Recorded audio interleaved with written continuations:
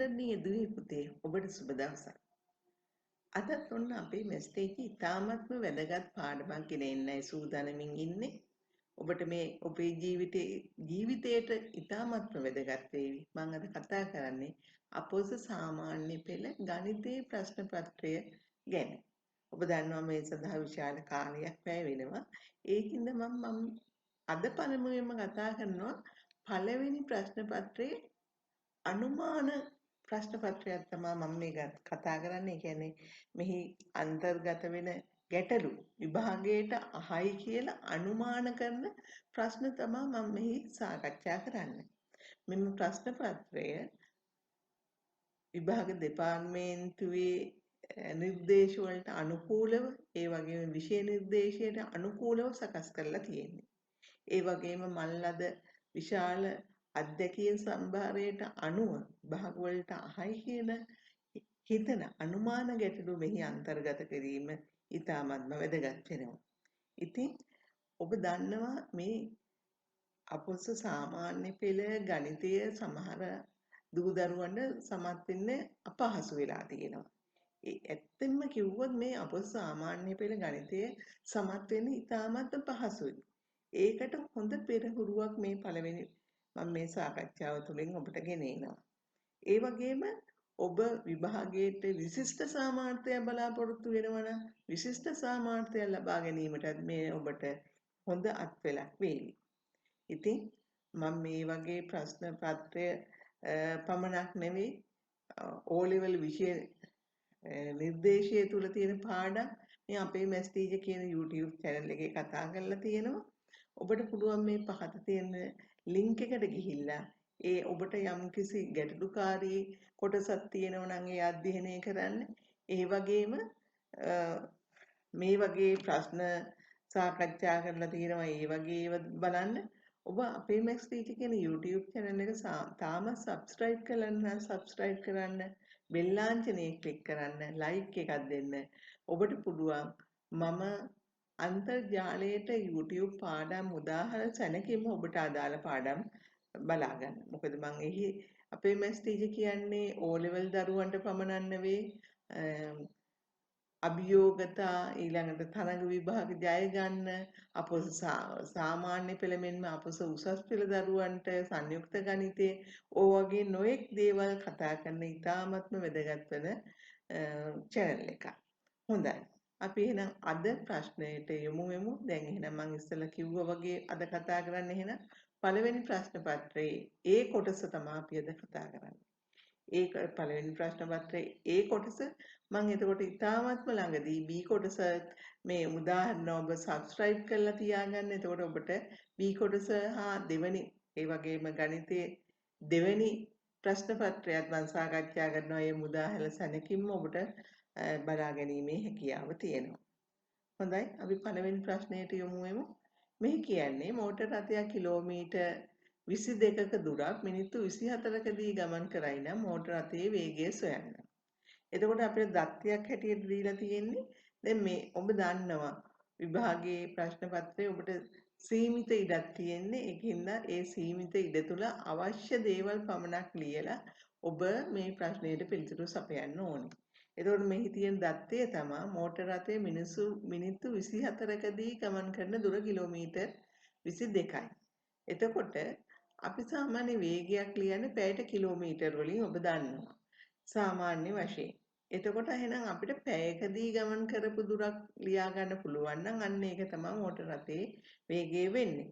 එහෙනම් මෝටර රථයේ පැයකදී ගමන් කරපු දුර හොයනවා කියන්නේ දීලා තියෙන මිනිත්තු 24කදී තමයි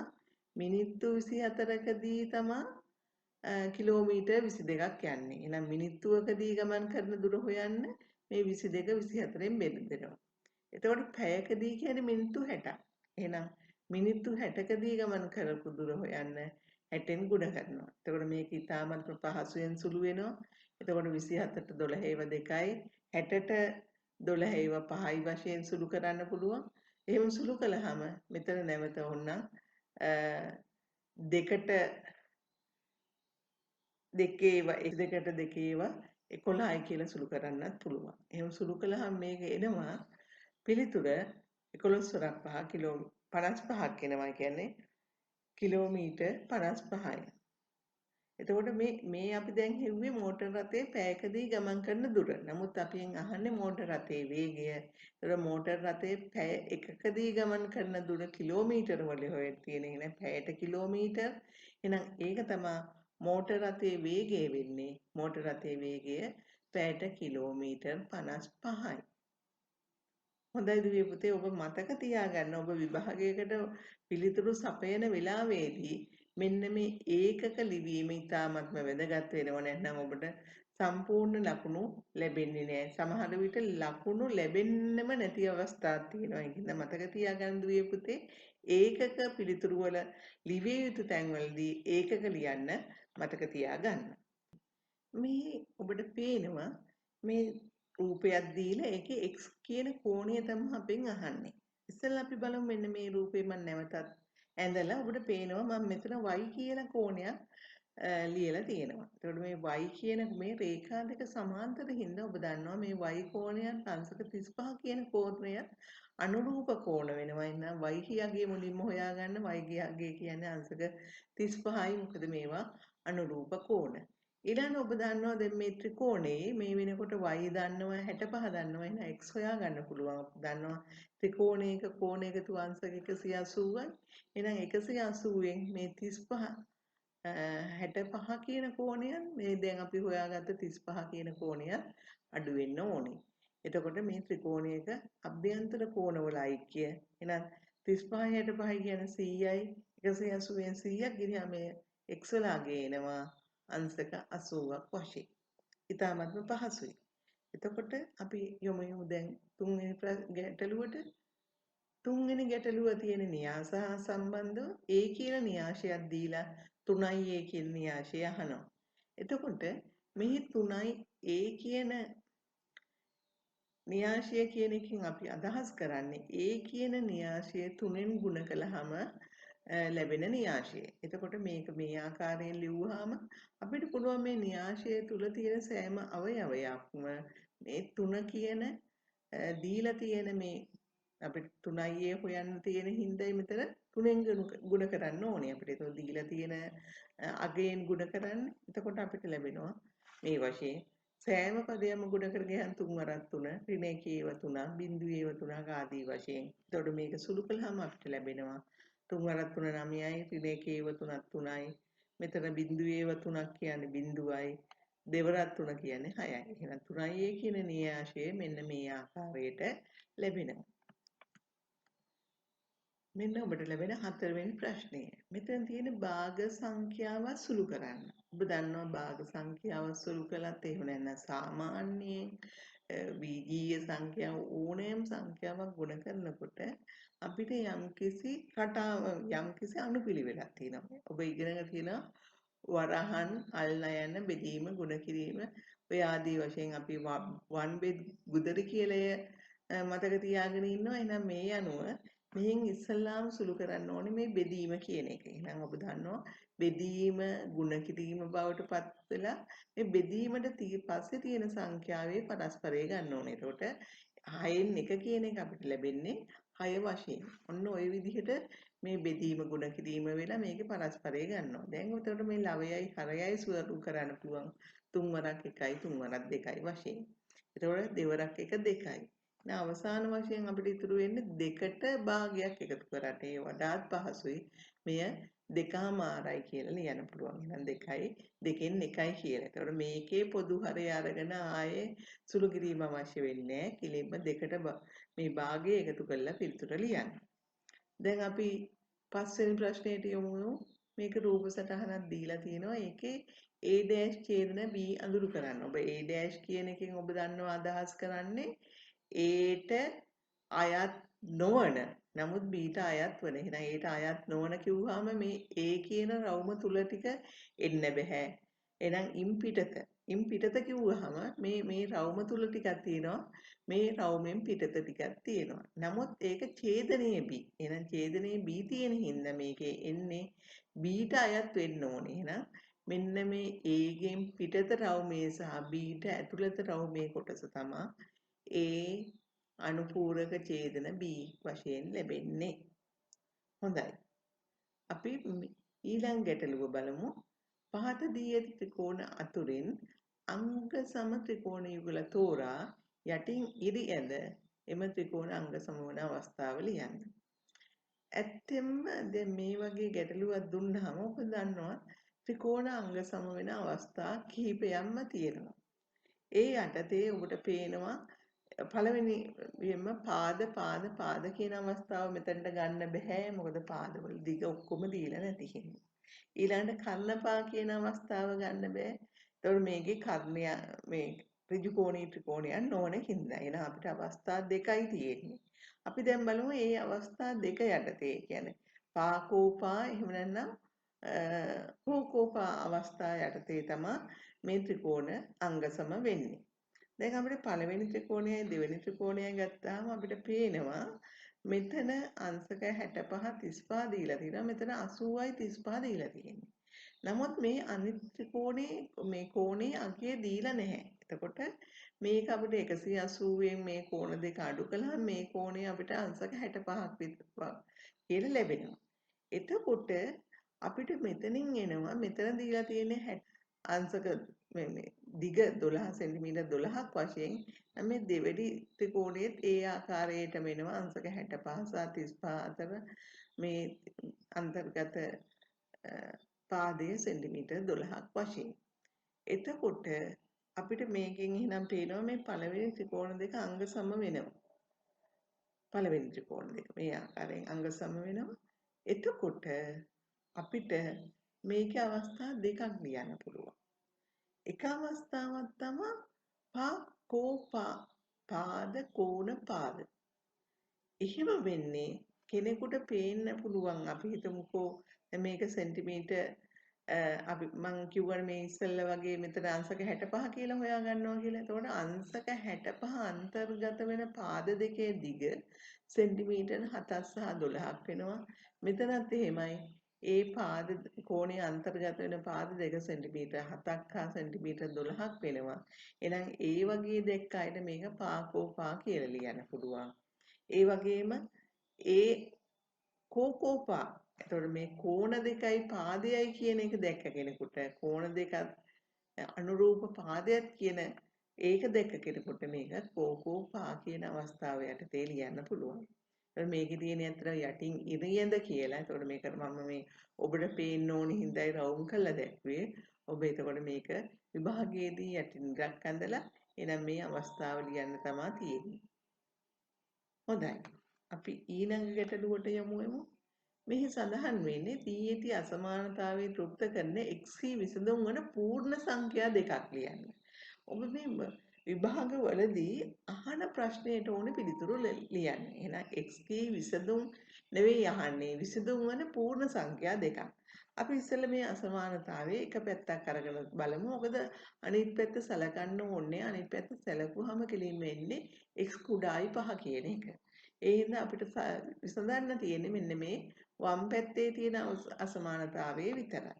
එතකොට මේ විසඳුවහම එනවා අපිට 6 ඍණ 2x ඍණ x දෙපැත්තටම 2x කියන පද එකතු වුණාම එනවා 6 කුඩායි 3යි x කියලා. දැන් මෙතන එතකොට x සුළු කරගන්න x හොයන්න නම් අපිට මේ 3 කියන පදයේ සංගුණකේ නැති කරගන්න ඕනේ. එහෙනම් දෙපැත්තම 3ෙන් බෙදන්න. එතකොට අපිට ලැබෙනවා 6 බෙදීම 3ක් වශයෙන් දකුණු පැත්තේ එනවා x වශයෙන්. එතකොට 6 බෙදීම 3යි කියන්නේ 2යි. එහෙනම් 2 කුඩායි x කියලා තමයි මෙතනින් එන්නේ. 2 කුඩායි x කියලා එනවා. මෙතන කුඩායි 5 කියලා එනවා. එහෙනම් 2ත් 5ත් අතර. මෙතන සමාන ලකුණ නැති හින්දා දුවේ පුතේ ඔබට 2යි 5යි විසඳුම් වශයෙන් ගන්න බෑ. එහෙනම් ඔබට ගන්න පුළුවන් 2යි 5යි අතර තියෙන්නේ මොනවද විසඳුම් දෙකයි 3 සහ 4 පමණයි. එතකොට ඒව තමයි පූර්ණ සංඛ්‍යාත්මක විසඳුම් වන්නේ. ඔබ මේ ආකාරයෙන් විතරක් මේ පිළිතුර තිබ්බොත් ඔබට සම්පූර්ණ ලකුණු ලැබෙන්නේ මෙන්න මේ ආකාරයෙන් ලියන්න ඕනේ. එතකොට මෙහි විසඳුම් වන්නේ 3 සහ 4. හොඳයි. අපි ඊළඟ ප්‍රශ්නේ බලමු 8 වෙනි ප්‍රශ්නේ. මේකේ අහන්නේ 52 වර්ගමූලයේ පළවෙනි සන්නිකර්ෂණය සොයන්න. ඒ කියන්නේ පළවෙනි දශම ස්ථානයට හොයන්න ඕනේ. දුවේ පුතේ ඔබ පූර්ණ වර්ගයන් ගැන ඒ සඳහා දැනුවත් වෙලා ඉන්න ඕනේ. මම මේ ඉතාමත්ම ලේසියෙන් වර්ගමූල හොයන හැටි අපේ මැස් ටීචර් තුල YouTube channel එක මේ අපේ මැස් ටීචර් කියන YouTube channel එකේ කතා කරලා තියෙනවා. ඔබ එම මගේ channel එකට ගිහිල්ලා ඒ පාඩම් බලන්න ඉතාමත්ම ලේසියෙන් වර්ගමූල හොයන ක්‍රම හිමත් කතා කරලා තියෙනවා. හොඳයි. දැන් එතකොට පූර්ණ වර්ග ගැන කතා කළොත් අපිට මේට ආසන්නම තියෙන පූර්ණ වර්ග දෙකක් අපි දන්නවා 7 වර්ගයේ 49 සහ 8 වර්ගයේ 64 කියන එක. දැන් මේ 52 පිහිටන්නේ මේ 49ත් 64ත් කියන දෙක අතරේ. දැන් එතකොට මේ සංඛ්‍යා දෙක අතර පිහිටනකොට මේවායේ එකිනෙකක වර්ගමූලය ගත්තොත් අපිට එතකොට 49 වර්ගමූලය කියන එක 7 වශයෙන් උත් 64 වර්ගමූලය 8 වශයෙන් උත් ලැබෙනවා. එහෙනම් අනිවාර්යයෙන්ම මූල 52 පිහිටන්න ඕනේ 7යි 8යි අතරයි. කියන්නේ 7යි දශම ගානක් තමයි එන්නේ. 52 කියන සංඛ්‍යාව වඩාත් ආසන්න වෙන්නේ 49ට. එහෙනම් මෙහි තියෙන පළවෙනි දශම ස්ථානය මේ 5ට වඩා අඩු. එතකොට මෙතන 49යි 52යි අතර 3ක වගේ වෙනසක් තියෙන්නේ. එහෙනම් මේ දශම ස්ථානය අපිට ගන්න පුළුවන්. අපි ඉස්සෙල්ලා 7.2 අරගෙන බලමු. 7.2 වර්ගය අපිට ලැබෙනවා 51.874ක් වශයෙන්. අපිට ගුණ කරලා බලන්න පුළුවන්. ඊළඟට අපි බලනවා 7.3 වර්ගය. එතකොට ඔබට ලැබෙනවා 53.29ක් වශයෙන්. එතකොට මේ සංඛ්‍යා දෙක අරගෙන අපි බැලුවාම 52ට වඩා ආසන්න කොයි සංඛ්‍යාවද? එතකොට 51.84ක් කිව්වම 52ට වඩා දශම 1.6ක් තමයි වෙනස් වෙන්නේ. මෙතන වෙනස් වෙනවා 1.29ක්. එහෙනම් වඩාත් ආසන්න වෙන්නේ 7.2ට. එහෙනම් අපිට ලියන්න පුළුවන් පළවෙනි සන්නිකර්ෂණයේ වශයෙන් 52 වර්ගමූලය 7.2ක් කියලා. එතකොට අපි ලියන්නේ මේ ලැබෙන පිළිතුරු වලින් ඉතාමත්ම ආසන්නගේ වගේම ඔබ මතක තියාගන්න ඔබ හොයන මේ වර්ග දෙක අතර දීලා තියෙන සංඛ්‍යාව පිහිටන්න ඕනේ. ඒ කියන්නේ 52 දැන් පිහිටන්නේ 51ත් 53ත් අතර. ඉතින් අන්න ඒ වගේ ඔබ හිතේ මේ වර්ග දෙක සොයාගත යුත්තේ ඊට පස්සේ බලන්න වඩාත් ආසන්න වෙන්නේ කොයි සංඛ්‍යාවද කියලා. හොඳයි. අපි ඊළඟ ගැටලුවට යමු. 9 වෙනි ගැටලුව මෙහි සඳහන් කරනවා මේක ජ්‍යාමිතික ගැටලුව. O යනු දී ඇති වෘත්තයේ කේන්ද්‍රය වන අතර ABC කියන්නේ මේ වෘත්තයේ මත ලක්ෂය. P අහන්නේ. එතකොට ඔබට මේ වෘත්ත සම්බන්ධ ප්‍රමේයයන් මතක් වෙන්න ඕනේ. දුවේ පුතේ ඔබ දන්නවා ප්‍රමේයයක් තියෙනවා වෘත්ත ඡාපයකින් කේන්ද්‍රය ආපතනය කරන කෝණය එහි එම වෘත්ත ඡාපය මගින් පරිධිය ආපතනය කරන කෝණය වගේ දෙගුණයක් කියලා. අන්න ඒ ප්‍රමේය යොදාගත්තොත් ඔබට මේක ලියන්න පුළුවන්. මෙන්න මේ ABC කියන කෝණය 112න් භාගයක්. මොකද මෙතන කේන්ද්‍රය ආපතනය කරන කෝණයෙන් භාගයක් තමයි පරිධිය ආපතනය කරන්නේ. එතකොට ABC කියන්නේ 112න් භාගයක් කියන්නේ 56යි. හරි? මේ මම වරහන් තුලදී ලියලා තියෙන්නේ එයට හේතුව අර සම්පූර්ණ ප්‍රමේයම වචන වලින් ලියන්න අවශ්‍ය වන්නේ නැහැ. එතකොට ඊළඟට අපිට ලියන්න පුළුවන් එතකොට OBC කියන්නේ එතකොට මෙන්න මෙතන මෙන්න මේ කෝණය ඔබ දන්නවා OB කියන්නේ අරයක් OC කියන්නේ අරයක්. එහෙනම් මේ අරයන් දෙක වෘත්තයේ අරයන් සමාන වන හින්දා එතකොට මෙතන OBC කියන්නේ සමද්විපාද ත්‍රිකෝණයක්. එහෙනම් සමද්විපාද ත්‍රිකෝණයක පාද දෙක සමාන වෙනකොට මේ කෝණ දෙක සමාන වෙන හින්දා OBC කියන්නේ අංශක 38ක් වෙනවා. දැන් මේ කෝණයේ අංශක 38යි සම්පූර්ණ කෝණය 56යි. P කියන්න හොයන්න පුළුවන්. එහෙනම් 56න් 38ක් අඩු කළාම අපිට අවශ්‍ය වන ABO කෝණය වෙනනම් OBA කෝණය ඒ කියන්නේ ABC ගෙන් OBC යගේ අඩු කරන්න ඕනේ. කියන්නේ 56න් 38ක් අඩු කරන්න. එතකොට ඔබට පිළිතුරු ලැබෙනවා P කියන එක අංශක 18ක් වශයෙන්. අපි දැන් බලමු 10 වෙනි ගැටලුව. 10 වෙනි ගැටලුවේ කියන්නේ PQ රේඛාව y අක්ෂයට සමාන්තර වන අතර P ලක්ෂයේ ඛණ්ඩාංග දීලා තියෙනවා. එතකොට Q ලක්ෂයේ ඛණ්ඩාංග අහන්නේ. එතකොට මේ රේඛාව y අක්ෂයට සමාන්තරයි කිව්වහම එහෙනම් මේ y අක්ෂය කියන්නේ සිරස් රේඛාව. එහෙනම් මේ PQ කියන රේඛාව සිරස් රේඛාවක් තමයි ඛණ්ඩාංක තලයේ අපි ඇන්දොත් එන්නේ. එතකොට මේක P ඛණ්ඩාංකයේ දීලා තියෙනවා 2 කියලා. එහෙමනම් ඒ කියන්නේ 2 ලක්ෂය හරහා යන්නේ. 2 ලක්ෂය හරහා යනවනම් y අක්ෂයට සමාන්තර නම් මේ රේඛාව මත පිහිටි ඕනෑම ලක්ෂයක් ගත්තොත් මොකද ඒකේ x ඛණ්ඩාංකය 2 වෙන්න ඕන. x ඛණ්ඩාංකය 2 වෙන්න ඕන. එතකොට x ඛණ්ඩාංකය 2 වුණාම ඒ x සමානයි 2 තමයි එහෙනම් මේ රේඛාවේ ඇත්තටම සමීකරණය වුණා අපිට ලියන්න තියෙන x සමානයි 2යි කියලා.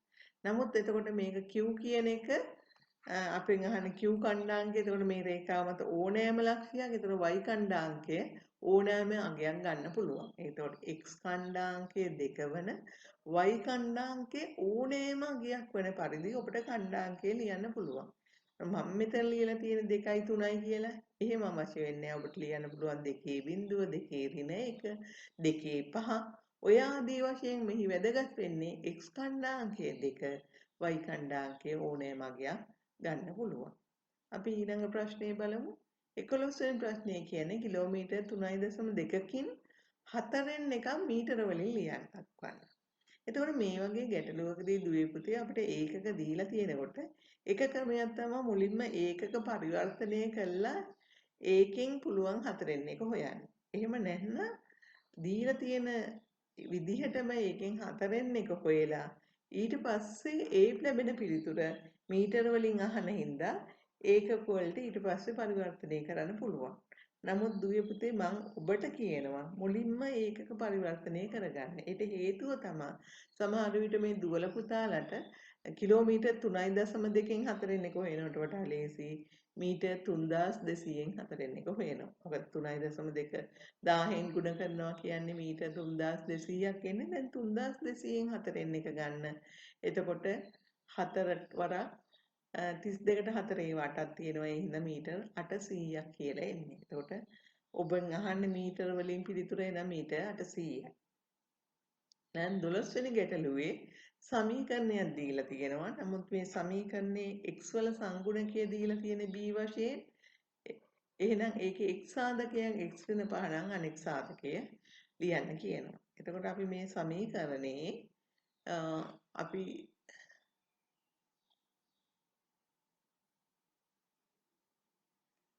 මේක x ඍණ 5 මේක ලියා ගන්නවා. එතකොට x වර්ගයේ දන bx ඍණ 5 සමානයි එක සාධක x ඍණ 5යි නම් අපිට ඊළඟ එකේ x වල සංගුණකේ 1යි. එහෙනම් 1 එන්න නම් මේක x වලින් ගුණ වුණාම තමයි x වර්ගයේ එන්නේ. ඊළඟ අවසාන පදේ බලන්න ඍණ 5 මෙතන ඍණ 5 දීලා තියෙනවා. ඍණ 5 ධන 1කින් ගුණ වුණොත් තමයි ඍණ 5 එන්නේ. ඔබ මෙතන ඍණ 1 දැම්මොත් මෙතනට ලැබෙන්නේ ධන 5. එහෙනම් ඔබ දාන්න ඕනේ මෙතනට ධන 1 සාධකය. එතකොට එනවා අපෙන් එක සාධකයක් අහනවා පළවෙනි ප්‍රශ්නේ. එහෙනම් අනෙක් සාධකයේ එන්නේ x ධන 1. දැන් මේක ඊළඟට අපිට පුළුවන් b ලියන්න මේක සුළු කරන්න. මේක සුළු කළාම එනවා මෙතන x වර්ගයේ x වලින් ගුණ කළාම x වර්ගයේ x කියන එක ඊළඟ ඍණ 5 කියන එක x වලින් ගුණ කළාම එනවා ඍණ 5යි x කියන එක එකෙන් ගුණ කළාම එනවා x. ඒ වගේම අවසාන වශයෙන් එනවා ඍණ 5. දැන් අපිට ලැබිලා තියෙන මේ ඍණ 5යි x සහ ධන x කියන එක සුළු කරන්න පුළුවන්. එතකොට අපි කරන්නේ මෙතන තියෙන සංගුණක එකතු කරන්න. ඍණ 5ට ධන 1ක් එකතු වුණාම පිළිතුර එන්නේ ඍණ 4යි x. දැන් එහෙමනම් මේ bx මෙතන තියෙන ඍණ 4යි x. එහෙනම් x වල සංගුණක සංසන්දනය කළාම අපිට පේනවා b වලට ලැබිය යුත්තේ ඍණ 4. 13 වෙනි ගැටලුව. 13 වෙනි ගැටලුවේ සංයුක්ත රූපයක් දීලා මේ සංයුක්ත රූපයේ කොටු වශයෙන් වෙන් කරලා තියෙන. එතකොට එක කොටුවක වර්ගඵලය දීලා තිනවා වර්ග සෙන්ටිමීටර එකක් වශයෙන්. වර්ග සෙන්ටිමීටර එකක් කියන්නේ කොටුවේ දිගයි පළලයි සෙන්ටිමීටර එකක් වෙන්නේ. එතකොට මේ කොටුවක වර්ගඵලය කියන්නේ සමචතුරස්‍රාකාර කොටු වෙන්නේ. එතකොට දිග හෝ පළල සෙන්ටිමීටර එකක් වෙනවා. දැන් අපිට අහන සංයුක්ත රූපයේ පරිමිතිය නම් මුළු වටා දිග. එතකොට ඔබ සමස්තය ගත්තොත් මේ දිගේව හතරක් මේ එක එකතු කරන්න ගියොත් දුවේ පුතේ අපහසුයි මේ. ඉතින් මේ සමස්ත දිග ගත්තොත් 4යි මේ පැත්තට 4යි 8ක් එනවා. මොකද මෙතන මේ රේඛාවෙන් මෙතන සම්පූර්ණ වෙනවා. මේ රේඛාවෙන් මෙතන සම්පූර්ණ වෙනවා. එතකොට මේ රේඛාවෙන් මෙතන සම්පූර්ණ වෙනවා. එතකොට දිගේව 2 හතරේව 2ක් එකතු කරන්න පුළුවන්. ඒ වගේම තමයි පළලට දෙකේව 2ක් එකතු කරලා මෙතනින් 2ක් එනවා. එතකොට මේ දිගට මේ දිග එක්කම කළාම පළල වශයෙන් දෙකේව 2ක් එනවා. ඊට අමතරව මෙන්න මේ දිගවල ටික එකතු වෙන්න ඕනේ. ඒ කියන්නේ මේ 4යි දිගේව 2 මේ පළල දෙකේව 2 ඊට අමතරව තව සංයුක්ත රූපේ මේ රේඛා ඛණ්ඩය 1 මේ රේඛා ඛණ්ඩයට 1 මේ රේඛා ඛණ්ඩයට 1 වශයෙන් එකතු කළොත් එතකොට එකේව 4ක් තව එකතු වෙන්න ඕනේ. ඒ අනුව ලැබෙනවා මේක 16ක් වශයෙන්. එතකොට ඇත්ත වශයෙන්ම මේක සම්පූර්ණයෙන්ම මේක පිළිලා තිබුණත් ඔබට එන්නේ 16ක් තමයි. මොකද මෙතන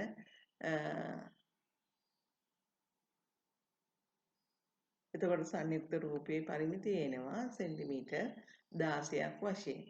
මම ඉස්සෙල්ලා කිව්වා වගේම මේක එක එකතු කරන්න යන්න එපා. සමහර විට එක එකතු කරන්න ගියොත් ඔබට වැරදීමක් වෙන්න පුළුවන්. ඔබට මෙහෙම අමාරුයි කියන කෙනෙකුට ඔබට එක එකතු කරගෙන යන්න පුළුවන්. එතකොට යම්කිසි කාලයක් ගත වෙනවා ඒ සඳහා. හින්දා වඩාත්ම හොඳයි මේ විදිහට කරන එක.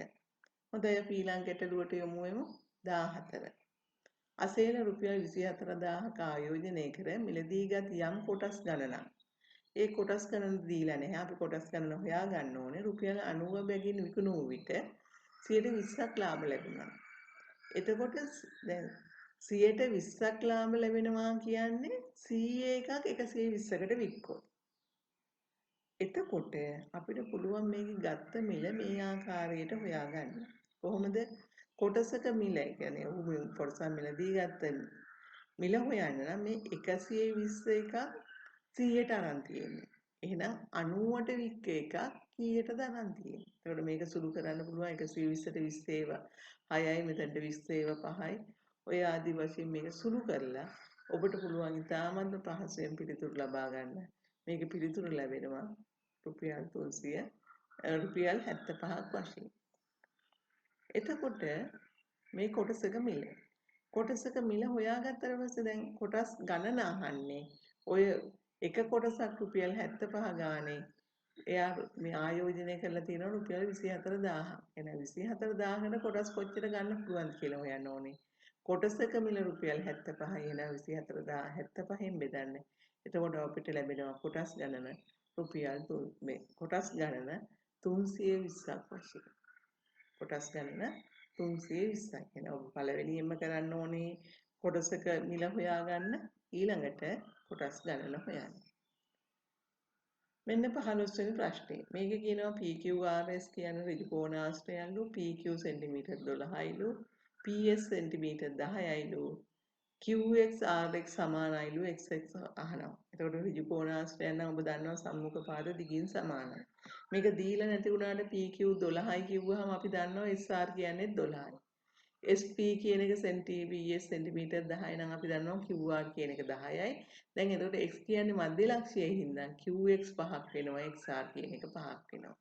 එතකොට මේ ත්‍රිකෝණය සැලකුවාම අපිට PS XR කියන ත්‍රිකෝණය සැලකුවාම අපි දන්නවා මේ පාදයේ සෙන්ටිමීටර් එතකොට 12ක් වශයෙන් උත් මේ XR පාදයේ සෙන්ටිමීටර් 5ක් වශයෙන් උත් ලැබෙනවා. පයිතගරස් ප්‍රමේයයට යොදන්න පුළුවන් එතකොට. එතකොට x වර්ගය කියන්නේ SR වර්ග ධන RX වර්ගය පයිතගරස් ප්‍රමේය යෙදුවාම එතකොට අපිට ලැබෙනවා 12 වර්ගයේ ධන 5 වර්ගයේ 12 වර්ගය කියන්නේ 144යි 5 වර්ගයේ 25යි. එතකොට ওই දෙක එකතු කළාම 169 කියන්නේ පූර්ණ වර්ගය. 13 වර්ගය. එහෙනම් x තමයි අපෙන් අහන්නේ. x කියන්නේ එහෙනම් 13ක් වෙනවා. දුවේ පුතේ මෙතනත් ඒකක ලියන්න මතක තියාගන්න. මොකද ඔබ පයිතගරස් ප්‍රමේය ලියනකොට ඒකක ලියන්නේ නැතුව යන්නේ. එතකොට ඔබට සමහර විට අවසානයේ ඒකකේ ලියන්න අමතක වෙනවා. ඒ වුණොත් ඔබට සම්පූර්ණ ලකුණු ලැබෙන්නේ නැහැ. සමහර විට ලකුණු දෙන්නෙම නැති අවස්ථා තියෙනවා. හින්දා ඒකක ලියන්න මතක තියාගන්න. ඒතකොට සෙන්ටිමීටර් 13ක්. 16 වෙනි ප්‍රශ්නේ. මෙතන දීලා තියෙන්නේ සම්භාවිතාව ගැටලුව. මේ සම්භාවිතාව ගැටලුව විසඳන ආකාරය මගේ YouTube channel එකේ තියෙනවා. ඔබට පුළුවන් මේ YouTube channel එකට ගිහිල්ලා මේ සම්භාවිතාවේ පාඩම බලන්න. හොඳයි අපි මේ පාඩමට යමු. දැන් මේ ගැටලුවට මේ ගැටලුවේ කියන්නේ මේ බෑග් එක තියෙනවලු දොඩම් රස ටොපි 7කුයි ස්ට්‍රෝබෙරි රස ටොපි 5කුයි. ඒ කියන්නේ සම්පූර්ණ ටොපි 12ක් තියෙනවා. එයින් අහඹු ලෙස මේ ටොපියක් ඉවතට ගත්තාම මේ අදාළ රුක් සටහන අසම්පූර්ණ රුක් සටහනක් තමයි තියෙන්නේ. එතකොට මේකේ කොටු තුලට යෙදිය යුතු අගයන් අහනවා. එතකොට කොටු තුල කියන්නේ මෙන්න මෙතන පැහැදිලිව පේන්නේ නැතුව ඇති ඔබට මෙන්න මෙතන එක කොටුවක් සහ මෙන්න මෙතන තියෙන්නේ මෙතන හිස්තැන් තුලට අගේ. එහෙනම් ටොපි 12ක් එන්නේ නම් මෙතනට එන්න ඕනේ 12ක්. ඒ වගේම මෙතන සම්පූර්ණයෙන්ම 12න් 7ක්. එතකොට දොඩම් රහ ඒවා එතකොට ස්ට්‍රෝබෙරි රහ ඒවා තියෙන්නේ 12න් 5යි. එතකොට මෙතනට 12 යොදන්න ඕනේ. මෙතනට 12න් 5 කියන එක යොදන්න ඕනේ. හොඳයි. අපි ඊළඟ ගැටලුව බලමු. මෙතන දීලා තියෙන රූපයේ දී ඇති තොරතුරු වලට අනුව AB සොයන්න.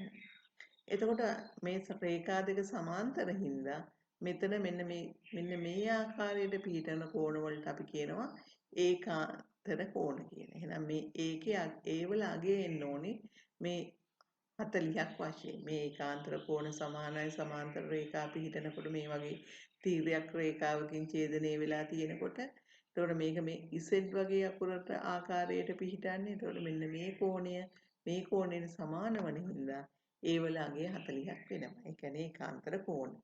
දැන් ඔබට පේනවා මේක 40ක් කියලා ලිව්වහම අපිට මෙතන තියෙනවා සරල කෝණයක්. ඒ සරල කෝණය සමන්විත වෙන්නේ මේ A කෝණයනොයි 65නොයි B. දැන් මේ තුනේ එකතුව අංශක 180ක් වෙනවා. එහෙනම් B කෝණය අපිට එතනින් හොයා ගන්න පුළුවන්. එහෙනම් B කෝණය හොයන්නේ 180ෙන් මේ දීලා තියෙන 65 කියන එකත් මෙතන දැන් අපි හොයාගත්ත 40 කියන එකත් අඩු කරන්න ඕනේ. කියන්නේ මේ දෙක එකතු කළාම 105යි. 180ෙන් 105ක් අඩු කරාම අපිට පිළිතුරු වශයෙන් ලැබෙනවා B කෝණයට අංශක 75යි කියලා. දැන් අපි බලමු 18 වෙනි ප්‍රශ්නේ. 18 වෙනි ප්‍රශ්නේ කියන්නේ විසඳීමකින් තොරව x දින y කියාගේ සොයන්නේ. දුවේ පුතේ මෙතනින් ඒගොල්ලෝ බලාපොරොත්තු වෙන්නේ නැහැ ඔබට x y වෙන වෙනම හොයන්න. ඒකයි ඒගොල්ලෝ කියන්නේ විසඳීමකින් තොරව. ඒ කියන්නේ x සහ y වෙන වෙනම හොයන්න අවශ්‍ය වෙන්නේ නැහැ. මෙතන කෙලින්ම x දින y තමයි එකපාරට ඔබට හොයන්න අවශ්‍ය වෙන්නේ. දැන් මම මේ සමීකරණ දෙක මේ වගේ 1 2 කියලා යොදා ගන්නවා. දැන් අපි මේක මේ විදිහට අඩු කරමු. පළවෙනි සමීකරණයෙන් දෙවෙනි සමීකරණ අඩු කරනවා කියන්නේ 3x ධන y වලින් වම් පැත්තේ පළවෙනි සමීකරණයෙන් අඩු කරන්න ඕනේ සම්පූර්ණයෙන්ම ඔබ වරහණක් යොදලා අඩු කරන්න නැත්නම් ඔබට වැරදීමක් වෙන්න පුළුවන්. වරහණ යොදන්නේ එතකොට x ධන 3y. ඒක එතකොට අඩු කළා දකුණු පැත්තෙන් 8න් බිඳුවක් අඩු කරන්න තියෙන. ඒ කියන්නේ 8යි. එතකොට 3x වලින් x අඩු වුණාම 2x y වලින් 3y අඩු වෙන්න ඕනේ. එතකොට ඔබට ලැබෙන්නේ ඍණ 2y වශයෙන්. දැන් 2 කියන එක පොදුයි. එහෙනම් 2 ඉවතට ගත්තාම මේකට ලියන්න පුළුවන් x දෙවාරයක් x ඍණ y සමා 8 කියන්නේ. එහෙනම් දෙපැත්තම 2කින් බෙදන්න. එතකොට අපිට එනවා x ඍණ y කියන්නේ 4යි. එතකොට විසඳන්න අවශ්‍ය වෙන්නේ xy වෙන වෙනම සොයන්න අවශ්‍ය වෙන්නේ x ඍණ y ගේ අගය අහන්නේ x ඍණ y කියන්නේ 4යි. දැන් අපි බලමු 19 වෙනි ප්‍රශ්නේ. 19 වෙනි ප්‍රශ්නේ අහනවා මිනිසුන් දෙදෙනෙකුට ගොඩනැගිල්ලක තීන්ත ගන්න දින 3ක් ගත වෙනවලු. එලෙසම වැඩ කරන මිනිසුන් 6 දෙනෙකුට එවැනි ගොඩනැගිලි දෙකක තීන්ත ගෑම් සඳහා දින කීයක් ගත වෙනවද කියලා අහන්නේ. එතකොට මේක මිනිස් දින වලට පරිවර්තනය කරලා හොයන්න ඕනි ගාන. එතකොට ගොඩනැගිල්ලේ තීන්ත ගන්න ගතවන මිනිස් දින ගන්න ගත්තොත් මිනිස්සු දෙන්නයි දින 3යි. එතකොට මිනිස් දින එනවා 6ක්. නේද? එතකොට එවැනි මිනිස්සු 6 දෙනෙක්. එහෙනම් ඒක 6න් බෙදලා පුළුවන් අපිට ගොඩනැගිල්ලක තීන්ත ගෑමට අවශ්‍ය දින ගණන හොයන්න. එතකොට දෙවරක් 3 මිනිස් දින 6ක් ගත වෙනවා. 6 6න් බෙදුවාම දින 1යි. ඒක නෑ එක ගොඩනැගිල්ල 6 දිනක් හිටියොත් එක ගොඩනැගිල්ලක තීන්ත ගන්න එක දිනයයි ගත වෙන්නේ. දැන් මෙතන අහන්නේ මෙතන දින 1යි එන්නේ. එතකොට 6 බෙදීම 6 කියන්නේ දින එකක් එන්නේ. එහෙනම් ගොඩනැගිලි දෙකක තීන්ත ගන්න ගත වන කාලය කියන්නේ දින 1 ගුණ කරනවා 2කින්. ඒ කියන්නේ දින 2ක් අවශ්‍ය වෙනවා. 20 වෙනි ගැටලුව. 20 වෙනි ගැටලුවේ දීලා තියෙන්නේ ABCD වෘත්ත චතුරස්‍රයල්ලු COD කෝණය අහනවා. COD. එතකොට මේක එකපාරටම බැලූ බැලමට අපිට පිළිතුරු ලියන්න බැහැ. එහෙනම් අපි එක එකක් හොයාගන්න වෙනවා. ඉස්සෙල්ලාම අපිට පුළුවන් මේ BCE කෝණය හොයාගන්න. BCE කියන්නේ මෙන්න මේ කෝණය ඔබට පේනවා. මේ BCE කෝණය ඔබ දන්නවා ඒකට වෘත්ත චතුරස්‍රයක පාදයක් දික් කිරීමෙන් සෑදෙන බාහිර කෝණය අභ්‍යන්තර ප්‍රතිකමක කෝණයට සමානයි. ඒ හින්දා මේකේ අගය 62ක් එනවා. ඊළඟට ඔබට පුළුවන් මේ 62යි මෙතන 20යි හින්දා මෙන්න මේ BCE ත්‍රිකෝණයේ මෙන්න මේ කෝණයේ අගය හොයන්න. ඒ කෝණයේ අගය කියන්නේ එතකොට 180 වෙනි යන CBE කෝණය කියන්නේ 180න් 62 20යි අඩු කරන්න ඕනි. එතකොට ඔබට ලැබෙනවා අංශක 98ක් වශයෙන්. දැන් ඔබට අහන්නේ මොකද්ද කෝණේ COD. COD අහනකොට ඔබට නැවත ADC කෝණය ADC කෝණය නැවත අර ඉස්සෙල්ලා පළවෙනියෙම මේතර ගත්තා වගේම මෙතනත් ADC කෝණය ගන්න පුළුවන්. එතකොට අංශක 98ක් වශයෙන්. එතකොට මේ වෘත්ත චතුරස්‍රයේ පාදයක් දික් කිරීමෙන් සෑදෙන බාහිර කෝණය අභ්‍යන්තර ප්‍රතිමුඛ කෝණයට සමාන වෙන හින්දා ADC ත් එනවා 98ක් වශයෙන්. 98න් මේක 38ක් ගියාම මෙන්න මේ ODC කියන මෙන්න මේ පොඩි කෝණයේ අගය එනවා අංශක 60ක් වශයෙන්. එතකොට අපිට ඕනනම් ඒ කෝණය අපිට එතකොට ලියන්න පුළුවන් අංශක 60යි. එතකොට ඔබ දන්නවා OD කියා OC කියන්නේ අරයන්. ඒ අරයන් දෙකක් ඉඳලා මොකද වෙන්නේ මේ කෝණයයි සමාන වෙනවා. ඒ කියන්නේ OCD කෝණයයි ODC කෝණයයි සමාන වෙනවා. එතකොට මෙතන මේ කෝණයත් 60යි. ඔබට හොයන්න අවශ්‍ය වෙන්නේ මේ කෝණේ එන 180න් 60 දෙක අඩු කරන්න ඕනේ. එතකොට එනවා ඔබට 60ක්. ඇත්තටම මේ කියන්නේ ODC කියන්නේ සමපාද ත්‍රිකෝණය. අංශක 60 ලැබෙන්නේ. දැන් මේ 21 වෙනි ප්‍රශ්නේ ජාල රේඛයක් දීලා ඔබෙන් අහනවා මේ වගුවිය සම්පූර්ණ කරන්න. ඔබ දුවේ පුතේ මේ වගේ එකක මේ සංඛ්‍යාතයේ දෙනකොට මෙන්න මේ පැත්තේ දීලා තියෙන මේ ප්‍රන්ති ප්‍රාන්තර වෙනස්ව දීලා තියෙන අවස්ථාවේදී කොහොමද ගන්න කියලා දැනුවත් වෙලා ඉන්න ඕනේ. මොකද මෙතන මේ 15යි මෙතන නම් ඔබට පහසුවෙන්ම පිළිතුරු ලියන්න පුළුවන් 45යි 55යි කියන්නේ සමාන ප්‍රන්ති ප්‍රාන්ත. එතකොට සංඛ්‍යාතය මෙතනින් බලලා මෙතන 3 සම්පූර්ණ කරන්න පුළුවන්. එතකොට අපිට ගැටලුව තියෙන්නේ එතනට 3 යෙදුවට පස්සේ මෙන්න මේක ගන්න හැටි. මේ ප්‍රන්ති ප්‍රාන්තරයේ වගේ දෙගුණයක් පළලයි මේක. එහෙනම් එකක සංඛ්‍යාතයේ දෙකක් එනවා නම් ඒ වගේ දෙකක සංඛ්‍යාතය වෙන්න දෙකේව දෙකක්. ඒ කියන්නේ මෙතනට යෙදී යුත්තේ 4. එතකොට ඕවගේ පල්ල 3ක් වෙනවා නම් සංඛ්‍යාතය 3ෙන් ගුණ කරන්න ඕනේ. ඔය වාදී වශයෙන් මේ සංඛ්‍යාතය හොයලා දාන්න ඕනේ. එතකොට සංඛ්‍යාතයේ සාමාන්‍ය එකක නම් ඊට අනුරූප අගය ලියන්න විතරයි තියෙන්නේ. මෙහි පළල වෙනස් වුණොත් විතරක් පළල කී ගුණයකින් වෙනස් වෙලාද කියලා සංඛ්‍යාතය එම සංඛ්‍යාවෙන් ගුණ කරලා පිළිතුරු ලිවිය යුතුයි.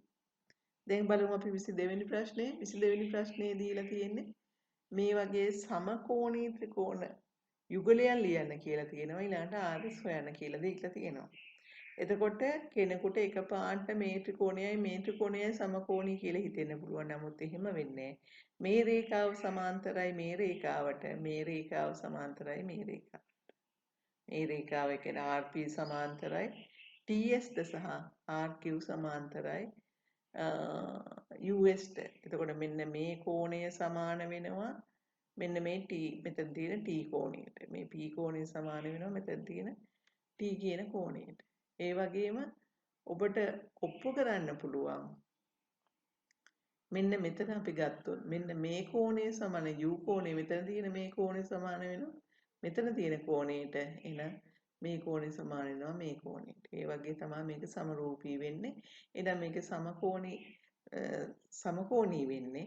එතකොට සමකෝණී ත්‍රිකෝණ දෙක ඉස්සෙල්ලාම ලියන්න ඕනේ. ඒ කියන්නේ PQR හා STU කියන ත්‍රිකෝණ දෙක තමයි සමකෝණී ත්‍රිකෝණ යුගලය වෙන්නේ. එතකොට සමකෝණී ත්‍රිකෝණ යුගලයක අර කෝණයට තියෙන සම්මුඛ පාද අතර තමයි අනුපාතයේ සමාන වෙන්නේ. ඒ අනුව අපිට ලියන්න පුළුවන් PQ. PQ කියන්නේ මෙන්න මේ කෝණයට සම්මුඛ කෝණය. පාදේ. එහෙනම් ඒ කෝණයට සමානව මෙතන තියෙන්නේ මේ කෝණය. එහෙනම් ඒකට සම්මුඛ පාදය කියන්නේ UT. එහෙනම් PQ නම් ඊට අනුරූප එක UT. ඒ වගේම මෙතන ලියන්නේ QR. QR. මොකද අපිට දීලා තියෙන දිග දීලා තියෙන පාදාශ්‍රයෙන් පැලියා ගන්න. ඒක QR දිග දීලා තියෙනවා. එහෙනම් ඒකට මෙතන අනුරූප වෙන්නේ US. එහෙනම් ඒක ලිව්වා. දැන් අදාළ අගයන් ටික ආදේශ කරන්න. PQ 6යි, QR 7.5යි, TU කියන්නේ 8යි, SU තමයි අපිට හොයන්න ඕනේ. එතකොට මේක හරස් ගුණ කරලා සුළු කරන්න 8 ගුණ කරනවා 7.5න් සහ 6. ඒක බෙදනවා 6න්. එතකොට මෙතනට 1.5 ඒව ගත්තොත් 5ක් තියෙනවා. 1.5 ඒව ගත්තොත් 4ක් තියෙනවා. එතකොට 4යි 8යි සුළු වෙනවා. 4ට වඩා 1යි 4ට වඩා 2යි. එතකොට පිළිතුර ලැබෙනවා 5 වරක් 2 සෙන්ටිමීටර් 10ක් වශයෙන්. දුවේ මෙතනත් ඒකක ලියන්න මතක තියාගන්න. එතකොට ඒ ඔබ ගාන සාමාන්‍ය ඉලක්කම් විතරක් විතර සුළු කරන හින්දා ඔබට අවසාන පිළිතුර ඒකක ලියන්න සමහර විට අමතක වෙන්න පුළුවන් දුවේ පුතේ. හින්දා ඒකක මතක ඇතුව ලියන්න. අපි 23 වෙනි ගැටලුවට යමු. මෙතන දීලා තියෙන ප්‍රිස්මයක්. ප්‍රිස්මයේ හරස්කඩ වර්ගඵලය දීලා පරිමාව දීලා මේ ප්‍රිස්මයේ දිග තමයි L සොයන්න කියලා දීලා තියෙන්නේ. එහෙනම් ඔබ දන්නවා ප්‍රිස්මයක පරිමාව කියන්නේ හරස්කඩ වර්ගඵලය ගුණ කරන්න ඕනි දිගෙන්. එතකොට මේකේ හරස්කඩ වර්ගඵලය කියන එක දීලා තියෙනවා 126. එතකොට ඒක දිගෙන් ගුණ කරන්න. ඒ කියන්නේ L වලින් ගුණ කළාම 126 එනවා. එහෙනම් L වල අගේ එන්නේ දිග කියන තැනට ඔබට L කියලා යොදා ගන්න පුළුවන්. මොකද L තමයි අහන්නේ. එහෙනම් 126 18න් බෙදන්න තියෙන්නේ. 126 18න් බෙදුවම ඔබට පිළිතුරු ලැබෙනවා 7ක් වශයෙන්. ඒ කියන්නේ L කියන්නේ සෙන්ටිමීටර් 7යි. ඊළඟට අපි 24 වෙනි ගැටලුව මෙතන දීලා තියෙන්නේ වීජීය පද දෙකක් ප්‍රසාරණය කරන්න යොදාගත්තු මේ රූපය ඔබට මතක ඇති. ඔබට උගන්වලා තියෙනවා මේ වගේ වීජීය පද දෙකක් ප්‍රසාරණය කරනකොට මේ එක කොටසක එන ඍජු කෝණාශ්‍රයෙන් හෝ සමචතුරස්‍රයෙන් මෙහි වර්ගඵලයේ සෙදුම්පත් වර්ගඵලය ලැබෙනවා. එතකොට එක් කොටස ගත්තොත් කොටස් 4ක වර්ගඵලය එකතු කිරීමෙන් තමයි මේ 2x ධන 3ක් දිග සහ x ධන 1ක් පළල ඍජු කෝණාශ්‍රයේ වර්ගඵලය ලැබෙන්නේ. එහෙනම් එකට අදාළ අගය කියන්නේ මේකේ තියෙන්නේ මෙතන තියෙන්නේ මේ ඍජු කෝණාශ්‍රයේ දිග පළල වශයෙන් එන්නේ x සහ 3. නැත් 3x වලින් ගුණ කළාම එන්නේ 3x. එහෙනම් එකට අදාළ අගය කියන්නේ 3x. එතකොට එකට අදාළ මේ කොටුවට අදාළ පදය මේ කොටුවට අදාළ පදය කියන්නේ එතකොට කොටුව තියෙන්නේ මෙන්න මෙතන. ඒක කොටුව තියෙන්නේ මෙතන කියන්නේ මේ පද හතරම එකතු කරන්න වෙනවා. මෙතන එතකොට මේ විදිහටම හොයාගන්න පුළුවන්. මෙතන 2x එකෙන් ගුණ කළාම මෙතනට එන්නේ 2 කියන තැනට එන්නේ 2x. එතකොට 2x උයි මෙතන තියෙන 3x උයි එකතු කළාම මේක ලියන්න පුළුවන් 5x වශයෙන්. එහෙනම් කොටුව තුලට යෙදෙන පදය කියන්නේ 5x. අවසාන ප්‍රශ්නය අහලා තියෙන්නේ මෙන්න මේ අර්ධ වෘත්තාකාර කොටසක් සහ සමචතුරස්‍රයකින් අර්ධයක්. ඒ කියන්නේ සමචතුරස්‍රයකින් භාගයක් එකතු කරලා සංයුක්ත රූපයක් හදලා සංයුක්ත රූපයේ වර්ගඵලය අහනවා. ඒකට සංයුක්ත රූපයේ වර්ගඵලය කියන්නේ අර්ධ වෘත්තයයි අර්ධ සමචතුරස්‍රයයි. ඒකට මේ වෘත්තයේ අරය කියන්නේ 7යි.